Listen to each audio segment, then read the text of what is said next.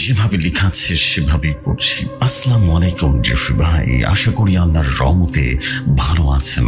এই গল্পে আমি আমার পরিচয়টা দিলাম না, ঘটনাগুলো পারিবারিক তো, তাই এটা আমার পরিবারের সাথে ঘটে যাওয়া রিয়েল স্টোরি, তাই কারো নাম বলবো না, আর যে নামগুলো থাকবে সেগুলো ছদ্ম নাম থাকবে। তো ঘটনা একসাথে 3টা লিখছি, একটা লিখলে ছোট হয়েছে এই জন্যই 3টা লিখছি, এবং বেশ বড় সময় ধরে ঘটনাটি পড়বেন। ঘটনায় কোনো ভুল ত্রুটি হলে ক্ষমা সুন্দর দৃষ্টিতে দেখবেন। ঘটনা 1, কিছু জিনিসের রহস্য যে আজীবনে রয়ে যায়, সেই ঘটনার রহস্য আমি আমার পরিবারের কেউই বের করতে পারি নাই। জেফরি ভাই, আপনি রিয়েলাইজ করেন তো, রাত 11:30 বা 12টার সময় যদি কেউ দরজায় ঠক ঠক করে আওয়াজ করে, তারপর যদি দরজা খুলে কাউকে দেখা না যায়, কেমন অনুভূতি হবে আপনার? আমার সাথে এমনই ঘটে, আমার পরিবারের সাথে এমনটা ঘটে। তাহলে আসুন আসল ঘটনা শুরু করা যায়। ঘটনা শুরু হয় অনেক আগে থেকে, হয়তোবা কারণ আমরা যেখানে থাকি সেখানে পুকুর বা বন জঙ্গল ছিল আগেকার দিনে। এখানে মানুষ মেরে রীতিমতো পুঁতে ফেলা হতো, না হলে ফেলে রেখে যেত, তারপর সেই জায়গায় কিনে, এরপরে আমার বড় দাদা সেই জায়গাটা কিনে সেখানেই বাসা করে। ঘটনাটি তখনও বেশি একটা ঘটেনি। ঘটনাটি ঘটে যখন আমি আমার আম্মুর গর্ভে থাকাকালীন অবস্থায় ছিলাম। সময়টা ছিল 2008 সাল। গ্রাম অঞ্চলে তখন সবাই কাজ শেষ করতো সন্ধ্যা 7টা কিংবা রাত 8টায়, এরপর ঘুমিয়ে যেত। একদিন বাসার সবাই খেয়ে দিয়ে ঘুমিয়ে পড়ে। আমি তখন আমার আম্মুর গর্ভে, রাত আনুমানিক 11টা কিংবা 11:30 হবে, মানে অনেক রাত। সবাই ঘুমিয়ে গিয়েছে। হঠাৎ করে দরজায় কে যেন ঢক ঢক করে আওয়াজ করলো। কিছুক্ষণ পর থাপড়াত ছিল। তখন আমাদের টিনের ঘর ছিল। আম্মু টিনের ফাঁক দিয়ে উঁকি দিয়ে দেখে। এমন সময় আমার নানা আটকে দিয়ে বলল, এটা কি করছিস?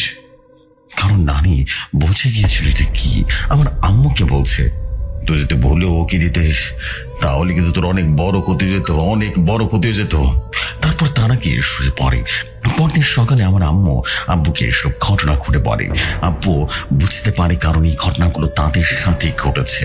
পরে আব্বু একটা কবিরাজ আনে। কবিরাজ এসে বাসাটা পর্যবেক্ষণ করে কিছুই বুঝতে পারলো না। তিনি কিছু ধরতে না পেরে রুকায়ার সিদ্ধান্ত করেন। রুকায়া করেন, তাতেও কোনো কাজ হলো না, কারণ তার পালিত জিন ছিল। জিনদের সন্ধান করলো, কিন্তু ফলাফল শূন্য। পরে কবিরাজ বাসায় চলে গেল। যাওয়ার আগে বলে গেছে আমার আম্মুকে সন্ধ্যার পরে বাসা থেকে এক পাও যেন না বের হয়, আর ঘরের বাইরে এক বাটির জিনিস কয়লা রাখতো, আর আমি কাল বিকেলে আসবো। পরে কবিরাজ চলে যায়। রাত হলো, সবাই খাওয়া দাওয়া করে শুয়ে আছে। রাত যেই না 11:20 কিংবা 30 হবে, এমন সময় দরজায় ঠক ঠক করে আওয়াজ আসলো। তখন তারা সবাই ভয় পেয়ে যায়। আব্বু আস্তে আস্তে গিয়ে দরজাটা খুলে ফেলে। খুলে দেখে বাইরে কেউ নেই। আর একটা কথা বলে রাখা ভালো, যেই ঘরে টক টক আওয়াজ হচ্ছিল সেই ঘরে মানুষ শুনতো। আশেপাশে যেই ঘর বাড়িগুলো ছিল তারা শুনতো না। তাদেরকে এই ব্যাপারে জিজ্ঞেস করলে তারা কিছুই বলতে পারতো না। পরদিন কবিরাজ আসে, তাকে জিজ্ঞেস করা হয় কারা এগুলো করে, কিন্তু সে বলেছে জানতে পারেনি। পরে সে বাড়িটা বন্ধ করে দিয়েছে। এভাবেই চলে যায় প্রায় 8 বছর। একদিন আমি পড়ার টেবিলে বসেছি। হঠাৎ করে ভূমিকম্প হলো। আমরা সবাই বাসা থেকে বের হয়ে যাই।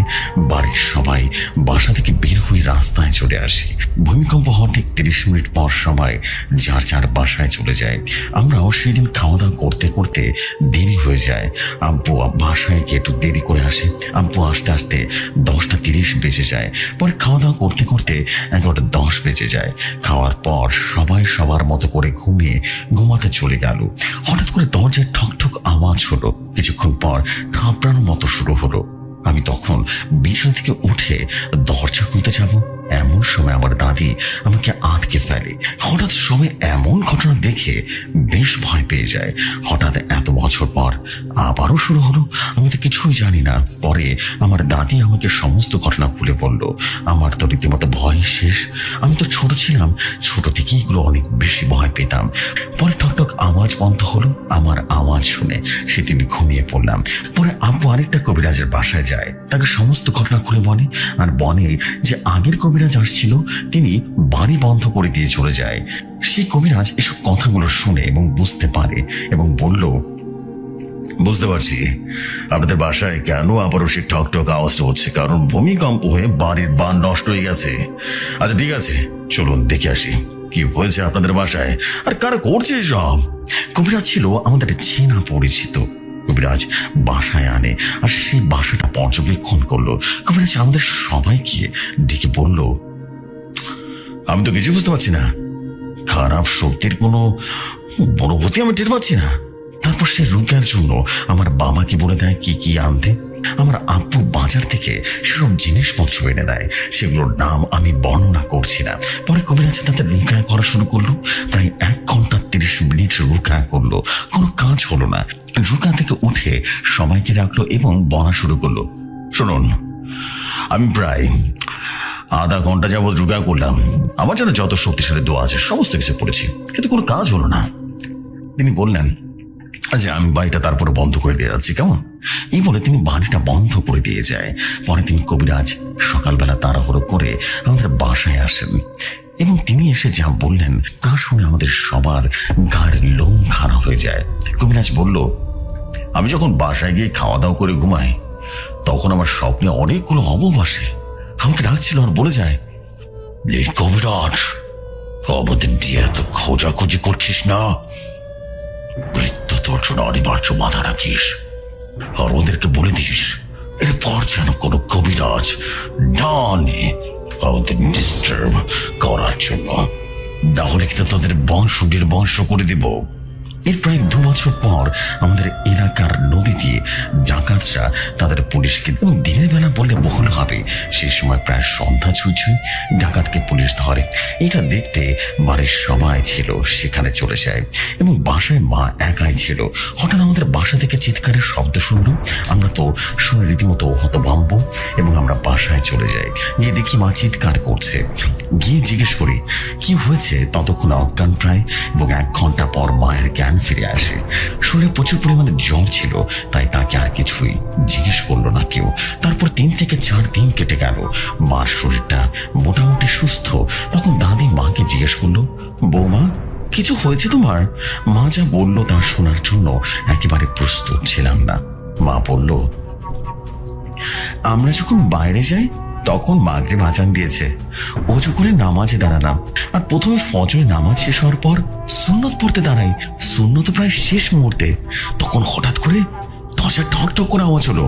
আওয়াজটা কিছুক্ষণ হলো, তারপর মনে হলো পেছন থেকে যেন কেউ দরজা থাপড়াচ্ছে। তার কিছুক্ষণ পর দরজা এমন ভাবে থাপড়াথাপড়ির আওয়াজ হলো যেমনটা দরজা ভেঙে ফেলবে। আমার মা তাড়াতাড়ি করে দরজাটা খুলে দেয় এবং তার চোখের সামনে দিয়ে কালো একটা অবব চলে গেল। এটা দেখে আমি চিৎকার করে উঠি। এটা শুনে আমরা সবাই মোটামুটি চিন্তিত হয়ে যাই। পরে আপু বাসায় আসে, তাকে সমস্ত ঘটনা করে বললে তিনি বললেন, কালই আমি বাসায় ভালো দেখে একটা কবিরাজ আনবো, কেমন? কিন্তু সেই রাতে ঘটে গেল ভয়াবহ এক ঘটনা। সবাই যখন খাওয়া দাওয়া করে ঘুমাতে যায় তখন দরজায় ঠক ঠক করে আওয়াজ হতে শুরু করলো। তারপর দরজা থাপড়ানোর শব্দ হলো। প্রায় 20 মিনিটের মতো দরজা থাপড়ানোর হলো, আর আমরা সেই রাতে ভয় কেউ ঘর থেকে বের হতে পারিনি। রাতে কোনো মতে ঘুমালাম এবং ঘুমের মধ্যে আমি দেখতে পাই কারো চারপাশে কিছুই দেখতে পাচ্ছি না। হঠাৎ দেখলাম আস্তে আস্তে সবকিছুই দৃশ্যমান হচ্ছে। আমি আবার ঘরে বসে রয়েছি, মাঝখানের রুমে একা কেউ নেই। হঠাৎ করে পেছন থেকে আমার আম্মুর কণ্ঠে কেউ একজন বলে উঠলো, কিরে এখানে কি করছিস? তোকে না বলেছি পড়তে বসতে? আমি পেছনে তাকিয়ে লক্ষ্য করলাম কেউ নেই সেখানে। আমি রীতিমতো চমকে গেলাম। এই না মাত্র পেছন থেকে কেউ একজন আমাকে ডাকলো, আমার মা ডাকলো, তাহলে এখন গেল কোথায়? তারপর আমি সামনে তাকালাম, দেখি সামনে মা বসে আছে, তার পাশে বাবাও বসে আছে। আমি তাদেরকে দেখে হঠাৎ করে চমকে গেলাম। এ তো ঘরে কেউ ছিল না। আমার পেছন থেকে ডেকে সামনে আসলো কিভাবে? এটা কিভাবে সম্ভব? আর আব্বু কোথা থেকে আসলো? আমি রীতিমতো হতভম্ব হয়ে গেলাম। তারা যেন কিছু একটা খাচ্ছে। আমি যেন সেখান থেকে উঠে দেখলাম আমার নিজের মাথা খাচ্ছে। আমি এটা দেখে রীতিমতো ভয় পালাতে যাবো, আমার পা যেন 1 পাও নড়ছিল না। তারা হঠাৎ করে আমার দিকে তাকালো আর খিলখিল করে হাসলো আর বলল, কিরে খাবি নাকি? খা। এই বলে তাদের চেহারা পরিবর্তন হতে শুরু করলো, আর দেখলাম আম্মুর হাত থেকে চামড়া খসে খসে পড়তে লাগলো এবং একটা সময় তার চেহারা কালা বাঁদরের মতো হয়ে গেল। আমাকে বলল, পেটে খাবি খাবি? আমি তাদেরকে বললাম, কে তোমরা? তোমরা আমার মা বাবা নও, কে তোমরা? আমি বাবা মা বলে রীতিমতো চিৎকার করে ঘর থেকে বেরিয়ে যাই। ঘর থেকে বেরিয়ে এসে আমি লক্ষ্য করলাম আমার পাশে কেউ নেই, যারা প্রতিবেশী ঘর বাড়ি নেই, সবাই রীতিমতো উধাও হয়ে গেছে। আমি তখন দৌড়াতে লাগলাম। আমি দৌড়ে দৌড়ে যেন একই জায়গায় বারবার আসতে থাকি, ঠিক আমার ঘরের সামনে এসে আমি হাঁপিয়ে যাই। তখন আমি খেয়াল করিনি, বাবা আমাকে ডাক দিয়ে বলল, কিরে হাঁপিয়ে গেলি কেন? এই বলে হাসতে লাগলো। আমি আবারও দৌড়াতে লাগলাম। এক সময় দৌড়াতে দৌড়াতে আমি আমার ঘরে এসে পড়ি এবং সেখানে দাঁড়িয়ে হাঁপাতে শুরু করি।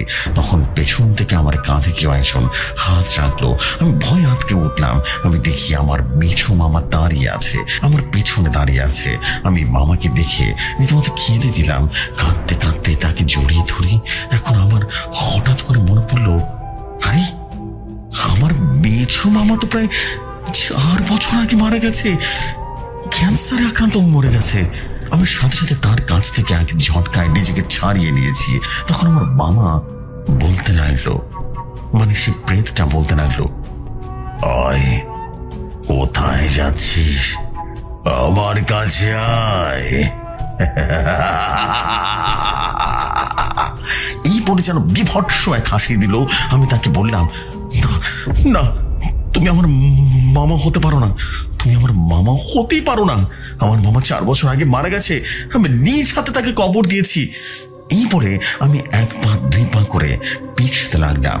হ্যাঁ, সে প্রেতটার চেহারা পরিবর্তন করতে লাগলো। গায়ের লোম যেন বিশাল হয়ে গেল এবং মাঝ বরাবর একটা শিং উঠতে লাগলো তার মাথার ভেতর থেকে। এবং 1 পা 2 পা করে পিছিয়ে আমি হঠাৎ করে নিচে পড়ে গেলাম। আমি নিচে পড়ছি আর পড়ছি। এরপর আমার আর কিছুই মনে নেই। আমি আর সহ্য করতে না পেরে জোরে জোরে চিৎকার করে ঘুম থেকে উঠে পড়লাম। সবাই আমার চিৎকারের শব্দ শুনে ধরফর করে উঠে পড়ে। আমাকে আমার দাদি জিজ্ঞেস করলো, কি রে, তোর কি হয়েছে রে? এমন ভাবে চিৎকার করলি কেন?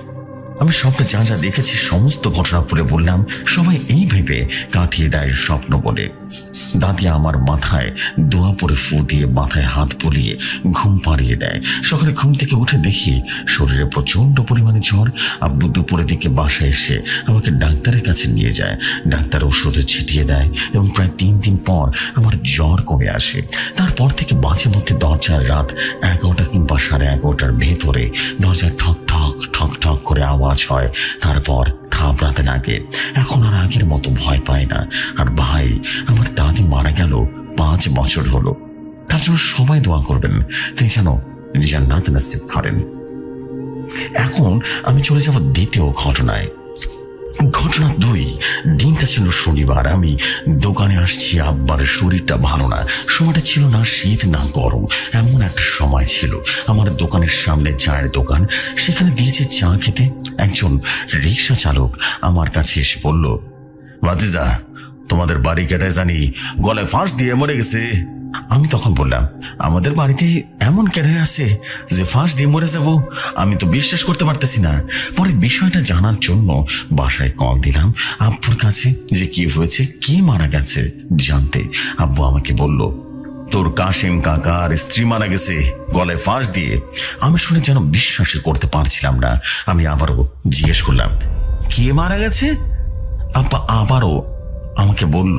আমার যেন অনেক বেশি খারাপ লাগছিল যে মারা গেছে তার ছেলের সাথে আমি ছোট থেকে চলাফেরা করি। আমি আমার বাড়ির মধ্যে দুজনের সাথে চলাফেরা করি। একজন সজীব, যে মারা গেছে। 2 নাদিম, যার মার সাথে ঘটনাটি ঘটেছে। এদের দুজনের সাথে আমার চলাফেরা। পরে আব্বুকে দোকানে আসতে দেখে আমি আব্বুকে বিদায় নিয়ে তাড়াতাড়ি করে বাসার দিকে রওনা দিয়ে দিলাম। আমি তখনও জানি না কাকি কোথায় মারা গেছে। আসলে সজীব এর আম্মু আমার কাকি হয়, আমাকে তার ছেলের মতোই আদর করত। আমার একসময় এমন হতো যে সারাদিন তার সাথে টিভি দেখতাম, খেলাধুলা করতাম, শুধু খাবার সময় আর ঘুমানোর সময় শুধু বাসায় গিয়ে খেয়ে আসতাম। অনেক সময় তাদের বাসায়ও খেয়ে নিতাম। আমি বাসায় যাচ্ছি, দেখি একটা জায়গা থেকে অনেক মানুষ নিয়ে কে যেন আলোচনা করছে। আমি সেখানে গিয়ে দেখেছিলাম কি হয়েছে জানতে। এখানে এত মানুষের মধ্যে একজন বলল, আরে সজীবের আম্মু তো গলায় ফাঁসি দিয়ে মারা গেছে। আমি তখন বললাম, কোথায় মারা গেছে? বাসায় না, আপনার বাসায় না গিয়ে এখানে কি করছেন? তারা তখন বলল, ভাতিজা, সজীবের আম্মু যে বাসায় কাজ করতো না, সেই বাসার নিচে একটা ভাঙা ঘর আছে, সেই ঘরে। আমি তাদের সাথে সেই জায়গায় চলে গেলাম। গিয়ে একজনের থেকে শুনেছি যেই ঘরে মারা গেছে সেই ঘরে গরুর ক্ষেতটাতে রাখতো, এবং সেখানে গিয়ে দরজা খুলেছে। বাসার কেয়ারটেকার সে বাসায় গরু দেখাশোনা করে, আর আমার যে কাকি সেই বাসায় কাজ করে সংসারের অভাব দেখে। কেয়ারটেকার গিয়ে দরজা খুলে পচা গন্ধ পায়, এবং সে গন্ধ সেটা দেখতে চায়, এবং সেই রুমে রীতিমতো ফাঁসি দেয়। সেই রুমে এটা সেই ঘর ছিল যেখানে মারা গেছে। সে রুমের দরজাটার দিকে এগিয়ে গিয়ে দরজার ফাঁক দিয়ে উকি দিলাম। উকি দেওয়ার পর মনে হলো পৃথিবীর সবচেয়ে ভয়ঙ্কর এক দৃশ্য দেখতে চলেছি। আমি অনেক গলায় ফাঁস দেওয়া মানুষ দেখেছি, কিন্তু এটা একেবারেই অন্যরকম ছিল। আমি উকি দিয়ে দেখছি চুলগুলো কেমন যেন এলোমেলো। পেছনে টিনের ছাদ থেকে ধীরে ধীরে ঝাপসা আলো দেখতে পেলাম। চোখের নিচে কালো দাগ, মুখে ভয়াবহ অবস্থা, এতটাই ভয়াবহ যা বলার মতো নয়। এতটুকু দেখে আমি দরজা থেকে মিনিমাম 2 থেকে 3 হাত পিছিয়ে গেলাম। আমার চোখে যেমনটা আমি দেখছি, আমার যেন সবার মাঝ থেকে ভয় করছিল। আমি সেখান থেকে তখনই বাসার দিকে হাঁটা দিলাম। আমার যেমন পা চলছে না, কেমন সে লাগছে। বাসায় এসে সজীবের কাছ থেকে শুনি তার আম্মা নাকি 3 থেকে 4 দিন ধরে বাসায় আসেনি। সজীব বলেছে 3 থেকে 4 দিন ধরে বাসায় আসে না। আমার মনে করেছি তার বাবার বাসায় গিয়েছে, কিন্তু 2 দিন পর খোঁজ নিয়ে জানা গেল সেখানে কল দিয়েছি, সেখান থেকে বলে সেখানে নেই। তারপর থেকে আমরা খোঁজাখুঁজি শুরু করেছি। এই যেখানে কাজ করে সেই বাসার মালিক বলেছে আমাদের বাসা থেকে তো কাজের সন্ধানে চলে গেছে। বাড়ির সবাই এটা শুনে অনেক রেগে যায়। একটা মানুষ 3 থেকে 4 দিন ধরে বাসায় নেই, বাড়ির সবাই এইটা শুনে বেশ রেগে যায়। সবাই বলাবলি করলো যে মানুষ 3 থেকে 4 দিন বাসায় আসেনি, আর তোমরা কাউকে না জানিয়ে বসেছিলে। এইটা কিভাবে সম্ভব? আমাদেরকে বলতে, আমরা এসে খোঁজাখুঁজি করতাম। তখন একজন এসে সবার রাগ থামালো। তিনি ছিলেন আমাদের বাড়ির সব থেকে মুরব্বী লোক। তিনি বললেন এমনিতে তাদের মা মারা গেছে, তাদের তাকে আর কিছুই বলল না। তারা প্রচুর কান্নাকাটি করলো। তার কাকির মেয়ে কিছুক্ষণ পর অজ্ঞান হয়ে যাচ্ছে। তাদের চোখে পানি দেখে আমি আর চোখের পানি আসলো। আমি সেখান থেকে আমার বাসায় গেলাম। আমাদের বাড়ির সবাই তাদের বাসায় চলে গিয়েছে, এটা আমি ভালো করেই জানি। দরজাটা তালা খুলে রুমে ঢুকলাম। অন্ধকার রুমে আমি ঢুকলাম।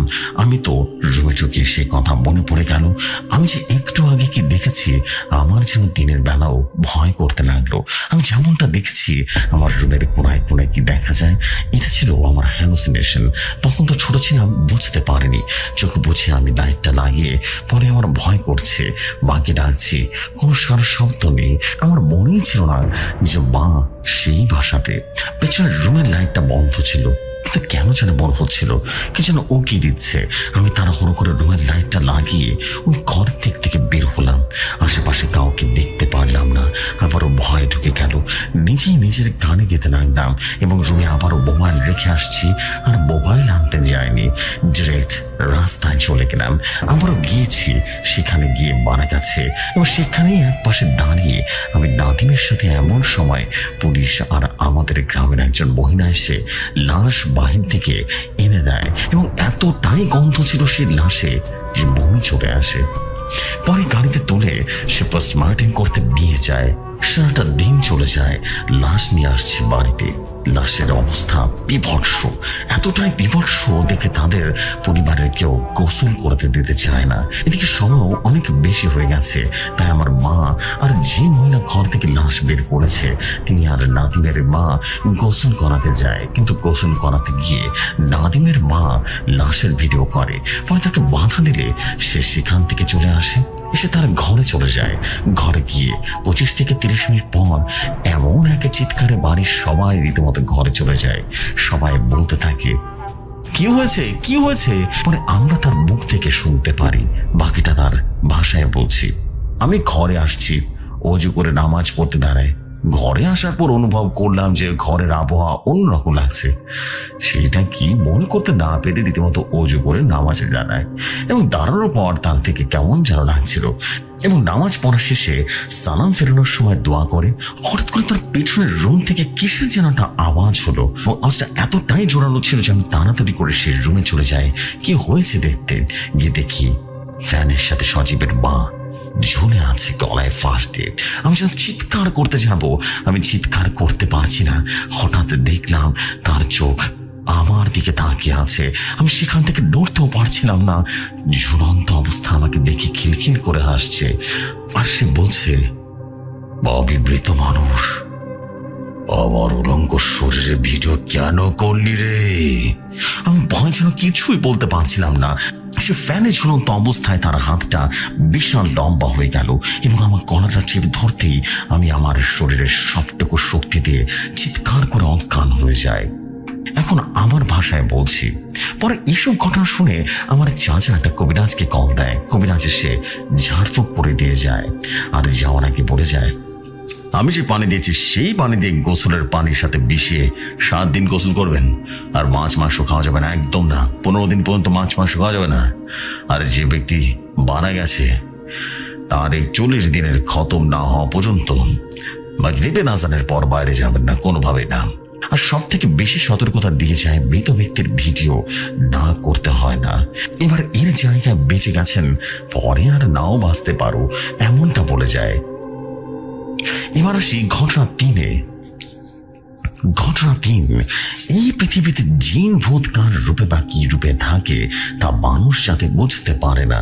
আর কখনো কোন প্রাণীকে ঢিল দিবেন না দয়া করে, কারণ আপনিও জানেন না সেটা আজও প্রাণী ছিল নাকি ছিল না, নাকি অন্য কিছু ছিল। যদি তাদের অভিশাপ হয়ে যায় আপনার মৃত্যুর করে ধরে পড়তে পারেন, এটা এখন বুঝবেন না। একটা সত্যি ঘটনা বলি, তাহলেই সব বুঝতে পারবেন। ঘটনাটা আমাকে আমার চাচা বলেছে, আমি আমার চাচার ভাষায় বলছি। একদিন আমার বন্ধু বান্ধব সবাই নৌকায় গিয়ে ঘুরতে যায়, সবার সাথে ফ্যামিলি নিয়ে একটা বাজারের দিকে যায়। আমাদের নৌকাটা গিয়ে থামে সকালের খাওয়া দাওয়ার জন্য। আমরা নৌকা থেকে নেমে একটা দোকানে গিয়ে আবারও সবার জন্য রুটি কলা কিনে নিয়ে যাই। আমার একটা বন্ধু সে গিয়ে রুটি কলা দিয়ে এক জায়গায় বসে এবং তার থেকে কিছুটা দূরে বাজারের সেই কুকুরটা তার দিকে তাকিয়ে রীতিমতো রুটি আর কলা খেয়ে শিকলটা দিয়েছে সেটা দিয়ে ঢিল দেয়। সাথে সাথে সেই কুকুরের চোখগুলো লাল হয়ে যায়, এমন ভাবে লাল হয়ে যায় ভাই যে ভয় পেয়ে যায় সবাই। পরে তারা সারাদিন নৌকা দিয়ে ঘোরাঘুরি করে বাসায় চলে আসে। আর ঘটনাটা শুরু হয় এরপর থেকে। এর পরের দিন সবারই মোটামুটি জ্বর চলে আসে। এমনই জ্বর হয় যে কোনো ডাক্তার, কবিরাজ, তান্ত্রিক কোনো কিছুই এর রোগ সারাতে পারে না। 4 থেকে 5 দিনের মধ্যে গায়ের মাংস খুবলে খুবলে পড়তে থাকে। তার কিছুদিন পরে সে স্বপ্ন দেখে সেই কুকুরটা তার স্বপ্নের মাঝে সে রাগী কণ্ঠে বলছে, আমি তোর কাছে খাবার চেয়েছিলাম, তুই আমাকে কেন গলার শিকল দিলি আর কেন ঢিল মারলি আমাকে? সে ব্যক্তি তার কাছে অনেক ক্ষমা চায়। তারপর কুকুরটা তাকে ক্ষমা করে দেয় আর বলে দেয় 7 নদীর পানি দিয়ে আর কিছু সোডা পরে গোসল করতে এবং পানিতে ফু দিয়ে গোসল করতে হবে। ঠিক সকালে বাসার সবাইকে ডেকে রাতের স্বপ্ন যা দেখেছে সব ঘটনা খুলে বলা হয়। সবাই মনে করে সব রকম চেষ্টা করেছে, কিছুতেই তো কিছু হলো না। চলুন না দেখি কি করা যায় এটা নিয়ে। এটা করার পর ঠিক 1 সপ্তাহের ভেতরে সে ব্যক্তি সম্পূর্ণভাবে অলৌকিকভাবে সুস্থ হয়ে যায়। এখন সে আল্লাহর রহমতে 10 জন যেভাবে চলাফেরা করতে পারে সেও সেভাবে চলাফেরা করতে পারে, কিন্তু তার যে শরীর থেকে গোস্ত খুবলে খুবলে পড়ে গিয়েছিল এখনো সেখানে দাগ রয়ে গেছে। আর ভাই এই 3টা ঘটনায় আল্লাহ বাঁচিয়ে রাখলে আপনি যদি বলেন তাহলে সত্যি ঘটনা আগামী সপ্তাহে আবারও নিয়ে আসবো। ধন্যবাদ। এরপরে আরো ঘটনা চান কিনা? আমার হাতে 7 জিনের এক ভয়ঙ্কর ঘটনা আছে যা একেবারে রিয়েল, কোনো বানোয়াট নয়। বলতে পারেন এমন করে সাথে করে 2টি ঘটনা পাবেন। আপনার উত্তর অপেক্ষায় থাকলাম। যদিও এটা বলতে হবে, না বললেই নয়। আর সেটা হচ্ছে আপনার লেখাতে ভয়ঙ্কর ধরনের স্পেলিং মিস্টেকস ছিল, বাট আপনি অনেক সুন্দর লিখেছেন। এটা বলতে হবে, ঘটনাগুলো খুব ক্রিপি ছিল এবং বোঝাই যাচ্ছিল it's a real story. Real স্টোরির যে স্টোরি টেলিং হয় এটা আসলে বোঝাই যায় যে it is a definitely real story. মানে it is definitely real story. Real story ভয়টাই আলাদা হয়। বেশ স্ট্রাইকিং স্টোরি ছিল। যদি একটু আমরা যেটাকে বলি যে একটু যদি স্পেলিংটা আপনি একটু নিজ দায়িত্বে একটু কারেকশন করতেন মনে হয় উড়ে যেত আজকে, বিকজ আমার পড়তে বেশ কষ্ট হয়েছে। অ্যান্ড আমি আশা করবো আপনি এরপরে যখন ঘটনা পাঠাবেন ডেফিনেটলি এই বিষয়টা মাথায় রেখে ঘটনা পাঠাবেন। আপনার পরবর্তী আমি বিলং করি কলকাতায়। আমার বাড়িতে আছে আমার মা, বাবা আর আমার একটা ছোট্ট বোন। তো আমি কাজের সূত্রে বাইরে থাকতাম। তখনকার একটা ঘটনা যেটা কিনা আমার উপরে কালো জাদু করা হয়েছিল। তো আমি ঘটনাটা শুরু করেছি, আপনি আপনার মতো করে গুছিয়ে শোনাবেন ভৌতিকতা শ্রোতাদের। ঘটনাটি ঘটে কিছুদিন আগে, ঠিক মনে নেই, কিন্তু একটা ঘটনা ঘটেছিল যে ঘটনাটা আমার এখনো স্পষ্ট মনে আছে। তখন কিন্তু আমার ভৌতিকতার রেগুলার শ্রোতা ছিলাম এবং ভৌতিকতা দেখি তো আমি একদিন রাতের বেলা কাজ শেষ করে খাবার খেয়ে আমার বিছানায় শুয়ে আছি। তো আমার বিছানায় শোয়ার পরে কিছুক্ষণ যেতে না যেতে নাকি বলতে পারবো না, আমার ঘুমটা ভেঙে যায়। ঘুম থেকে উঠে আমি দেখতে পাই যে সবাই ঘুমিয়ে আছে, কিন্তু একটা জিনিস লক্ষ্য করলাম। আমাদের সেই ফ্ল্যাটটা ছিল, সেই ফ্ল্যাটের নিচ থেকে মানে নিচ তলা থেকে একটা ঝুমুরের আওয়াজ শুনতে পাই। তো আমরা ভাবতেই পারছিলাম না যে কি এত রাতে কে হেঁটে বেড়াচ্ছে। তারপরে আমি আর একটা জিনিস লক্ষ্য করলাম যে আমার হাত পা নাড়াতে পারছি না, আর ওই আওয়াজটা দেখছি আমার দিক থেকে যেন এগিয়ে আসছে, মানে আমার উপরের তলায় উঠেছে। তো আমার তো খুব বেশি ভয় লাগছিল। আমি আমার হাত পা নাড়াতে পারছি না, কথাও বলতে পারছি না, চিল্লাবো তাও পারছি না। তো কি করব, আমার তো প্রচন্ড পরিমাণে ভয় লেগে গেল। তাই আমি চোখটা বন্ধ করে নিয়েছিলাম আর তাকে সেখান থেকে আমার রুমে সে গেটের দিকে নিয়ে আসি। গেটটা সাধারণত খোলাই থাকে, কারণ আমরা সবাই এখানে শুনি, যতক্ষণ কাজ করে সব এক জায়গাতে সব শুনি। আমি ভয়ে রীতিমতো দরজার দিকে তাকিয়ে থাকি। তারপর হঠাৎ করে দেখলাম একটা কালো কুচকুচে ছায়া মূর্তির মতো কিছু একটা হেঁটে আসছে, আর হেঁটে এসে আমার আশেপাশে যে 2জন শুয়েছিল তাদের সামনে দাঁড়ালো। আমার তো তখন এত ভয় লাগছিল যে কি বলবো। আমি চেয়েছিলাম আমার পাশের লোকগুলো আছে তাদেরকে জানানোর জন্য, অনেক চেষ্টা করেছিলাম, তাদেরকে ডাকার চেষ্টা করেছিলাম, তাদের গায়ে হাত দেবার চেষ্টা করেছিলাম, কিন্তু আমি কিছুই করতে পারছিলাম না। আর যেন কিরকম একটা হয়ে গেলাম। পুরো মনে হচ্ছিল চারদিকটা যেন একটা ঘুটঘুটে নীরবতা ছেয়ে গেছে। আমি অনেক চেষ্টা করার পরেও আমি আমার হাতটাকে দাঁড়াতে পারলাম। আমি যখনই আমার পাশের মানুষটার গায়ে হাত দিলাম তখন কিরকম যেন আমার শরীরের মধ্যে একটা ঝাঁকুনি খেলো, আর সঙ্গে সঙ্গে আমার বড় হলো যে আমার ঘুম থেকে উঠে পড়লাম। তারপরে ঘুম থেকে উঠার পরে আমি দেখলাম আমার শরীর পুরোপুরি ঘেমে গেছে, আর আমার রুমে যতজন মানুষ ছিল সবাই গভীর ঘুমে আচ্ছন্ন। ঘটনাটা কিন্তু এখনো শেষ হয়নি। এরপরে 3 থেকে 4 দিন কেটে যায়। তারপরে একদিন রাতের বেলা আমি আবারও রোজকার মতো কাজ ছেড়ে রীতিমতো ভাত খেয়ে আমি ঘুমাতে চলে যাই। তো ঘুমারও কিছুক্ষণ পরে আমার ঘুমটা ভেঙে যায়, এবং ঘুমটা ভেঙে যাওয়ার পরে আমি দেখলাম আমার পাশে যত লোক আছে সবাই কিন্তু ঘুমাচ্ছে, আর সেই নীরবতা রুমে এখন বিরাজ করছিল।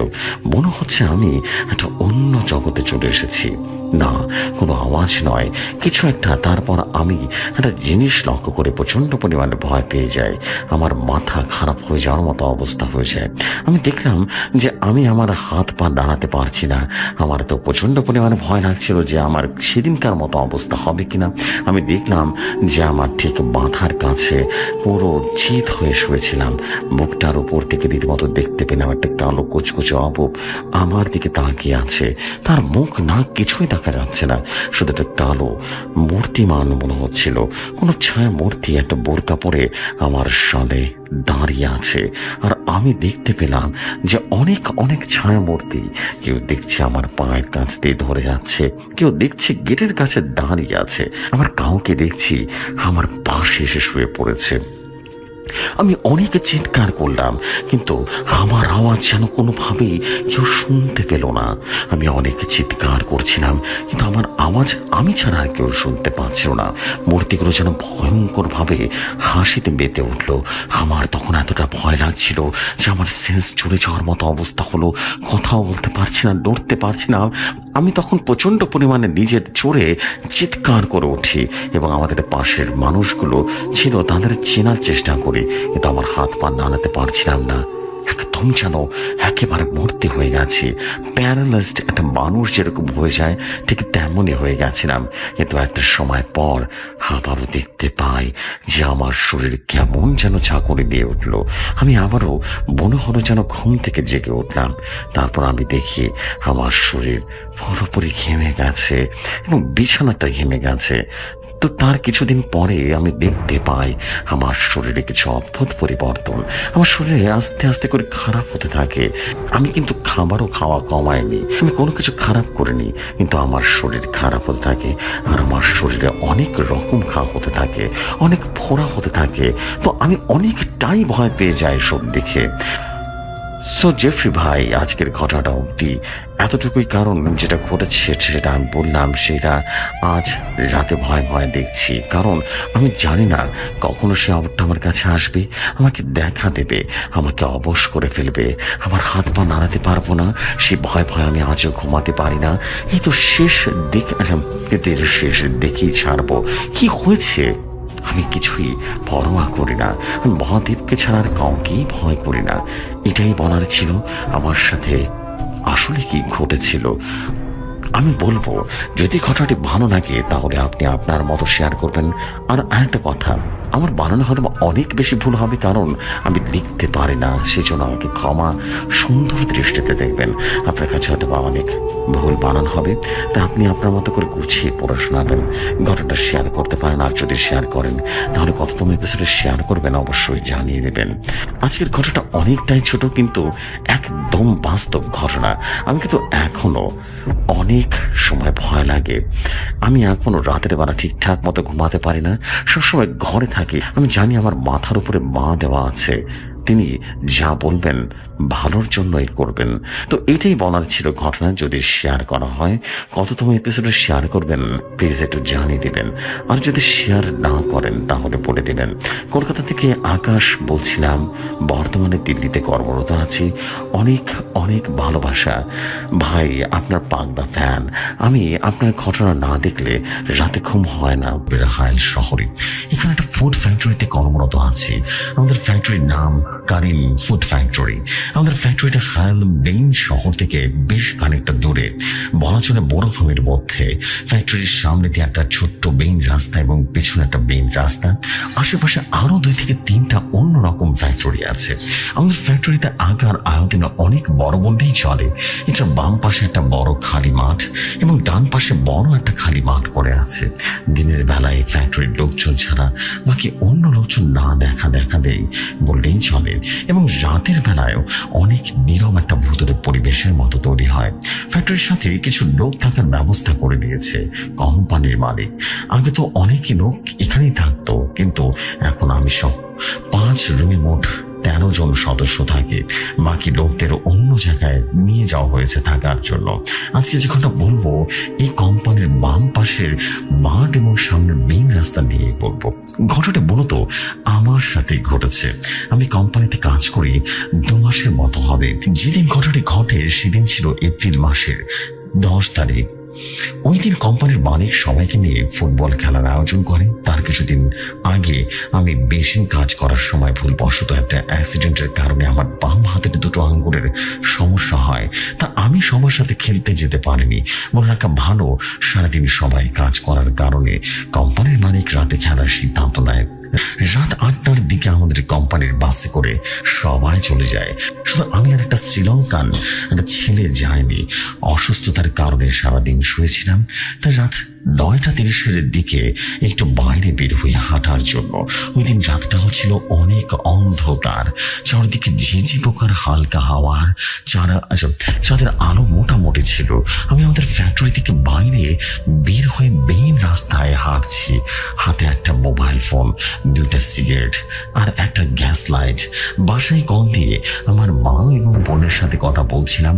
কথা বলতে বলতে বড়খালি মাঠের কাছে নেমে যায়। তখন কথা শেষ হয়ে যায়। পরে ভাবি যে বড় মাঠটা পার হয়ে পেছনে মেইন রাস্তায় উঠে যাব। এখান থেকে মূলত ঘটনাটা শুরু হয়। একটু সামনে যাওয়ার পর দেখি হালকা চাঁদের আলোয় একটা লোক হাতে একটা কালো পলিথিনের ব্যাগের মধ্যে করে কি যেন নিয়ে যাচ্ছে।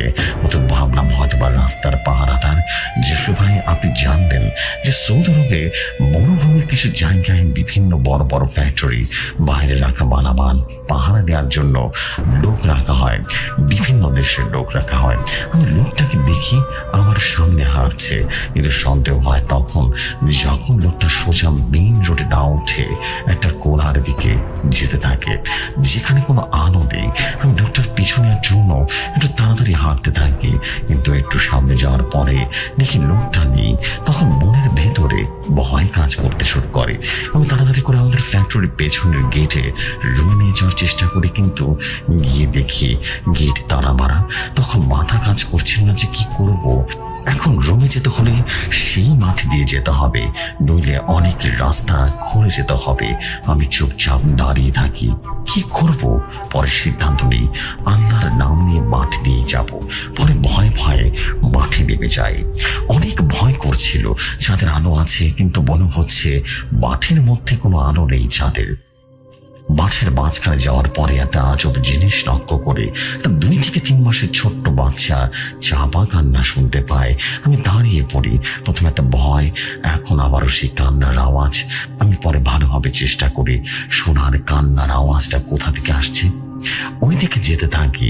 পরে খেয়াল করলাম কান্নাটা মাঠে আশেপাশে ময়লা ফেলানোর জন্য 3টা বড় বাক্স রাখা আছে ওইখান থেকে। আমি অনেক ভয় পেতেছিলাম, কি করব জানি না। পরে ভয়ে যাই, দেখতে পাই যা দেখতে পাই তা আমার জীবনের গান হয়ে দাঁড়িয়ে থাকবে। দেখি ওই লোকটা যাকে প্রথমে মাঠের মাঝখানে দেখেছিলাম, ওই লোকটা পরনে একটা পাঞ্জাবের মতো পা পর্যন্ত লম্বা কিছু। লোকটা একটা 2 থেকে 3 মাসের বাচ্চার মাংস কামড় দিয়ে খাচ্ছে, আর পাশে আরেকটা বাচ্চা রাখা, ওইটাকে রান্না করছে। তার খাওয়ার আওয়াজ আমার কানে আসে। এটা দেখে আমার ভয় রীতিমতো কলিজাটা শুকিয়ে যায়। কি করবো বুঝে উঠতে পারছিলাম না। চিৎকার করবো নাকি দৌড় দিব বুঝে উঠতে পারছি না। আমি ঘরে দৌড়াতে যাবো, ঠিক তখনই লোকটি আমার দিকে তাকিয়ে যা দেখে আমার আরো বেশি ভয় পেয়ে যায়। লোকটার চোখে কোনো মনি নেই, বুকে ভর্তি রক্ত। আমার দিকে তাকিয়ে বিচ্ছে একটা হাসি দিল, যেটা আমি ভয়ে দৌড়তেই তখনই মাঠের মাঝখানে উঁচু নিচু থাকার কারণে অনেক বেশি ভয় পেয়ে যায়।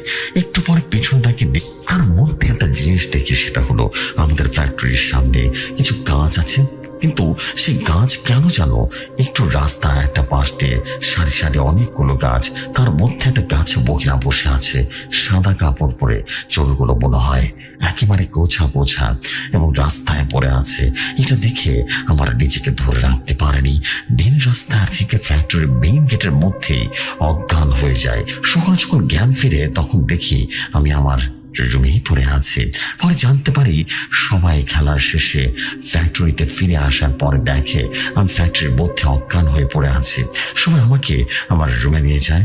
তারপরে হাইল শহরে আমার মামার কাছে ফোন দেওয়া হয়, সে এসে আমাকে নিয়ে চলে যায়। তারা ওইখানে কিছুদিন থেকে সুস্থ হয়ে তাদের বাসায় ফিরে আসার পর মসজিদ আছে ওইখানে একটা মুয়াজ্জিমের কাছে চলে যায়। পর তাকে সমস্ত ঘটনা খুলে বলে সবকিছু শোনার পরে ওই মসজিদের ইমাম সাহেবের সাথে কথা বলেন, সে এটার ব্যাপারে কিছু সাহায্য করতে পারবে। আমি আমার মামা রাতের এশার নামাজ পড়ে সে ইমামের দেওয়া সে জায়গায় দেখা করে। পরে তাকে আমি আর আমার মামা সমস্ত ঘটনা করে বলি। ইমাম ছিলেন একজন মিশরের ভালো একজন লোক, সে এসব নিয়ে চিকিৎসা করেন। আমি আরবি না জানার কারণে আমার বাবা তাকে আরবিতে সব কিছু বুঝিয়ে বলেন। ইমাম সাহেব ভেবে বললেন, আপনারা কালকে আসরের নামাজ শেষ করে পরে দেখা করেন, দেখি আমার কিছু জিনদের দিয়ে কিছু করতে পারে কিনা। আমরাই তো করলাম। পরের দিন আসরের নামাজের পরে তার সাথে দেখা করে তিনি আমাদের মসজিদের বারান্দায় বসতে বললেন। কিছুক্ষণ পরে সে মসজিদের ভেতর থেকে এসে আমাদের সামনে বসেন। তারপর একটা ভয়ঙ্কর তথ্য দেন। সেটা হলো, আমি যে লোকটিকে দেখেছি সেটা একটা মাংসখেকো পিশাচ। আমি যখন মাঠের ভেতর দিয়ে যেতেছিলাম ঠিক তখনই পিশাচটি আমাকে দূর থেকে দেখে চলে যাওয়ার চেষ্টা করে, কিন্তু আমি তাকে দেখে ফেলি এবং মাঠের কোণার তার পেছন থেকে অদৃশ্য হয়ে যায়। তার কাছে ব্যাগটি ছিল, তার মধ্যেই সে জিনের বাচ্চাটি ছিল। এই পিশাচটি অন্য জিনের বাচ্চা চুরি করে তাদের খেয়ে ফেলে। তার পরের বার যখন আমি মাঠ দিয়ে যেতেছিলাম ঠিক তখনই বাচ্চার কান্নার আওয়াজ শুনতে পাই। তখন আমার যাওয়া উচিত হয়নি। আমি যাওয়ার কারণে তার খাওয়ার সমস্যা হয়, তাই সে রেগে যায়। তাই আমাকে আমার পিছু ধাওয়া করে। বেঁচে যাওয়ার কারণ হচ্ছে ওই পিশাচটা খাওয়ার মন দিয়েছিল। পরে বলল যে তোমাকে একটু তাড়া করে আবারও ব্যাগ চলে যায়। যদি তুমি তার খাওয়ার শুরু হওয়ার সময় যেতে তাহলে শেষ হয়ে যেতে। তোমাকে তাড়া করে হয়তো বা সে মেরেই ফেলতো, না হলে বড় ধরনের ক্ষতি করতো। আর তুমি যাকে গাছে দেখেছো ওটা একটা পেতনি যে তোমাকে দৌড় দিতে নিয়ে এসেছে। ওই গাছে বসেছিল ভয় দেখাবে বলে, কিন্তু ক্ষতি করার জন্য নয়। সে তার সেই কাজে সফল হয় যে তুমি তাকে দেখে ভয় পেয়ে অজ্ঞান হয়ে গেছো। এরপরে ইমাম বলল, এই বাচ্চা কি পিশাচটা সবসময় দেখা যায় না। যখন কোনো জিনের বাচ্চার সন্ধান পায় 2 থেকে 3 মাসের মধ্যে, তখনই তারা শিকারের জন্য বাইরে হয়। ওই দিন তাই হয়েছিল, কিন্তু ভুলবশত আমার সামনে পড়ে যায় হুজুর এবং আমাকে পানি পড়া দিয়ে যায়। খেতে বলে আর টানা 17 দিন পানি অন্য পানির সাথে মিশিয়ে গোসল করতে বলে। তারপর আল্লাহর রহমতে আস্তে আস্তে সুস্থ হয়ে যায়।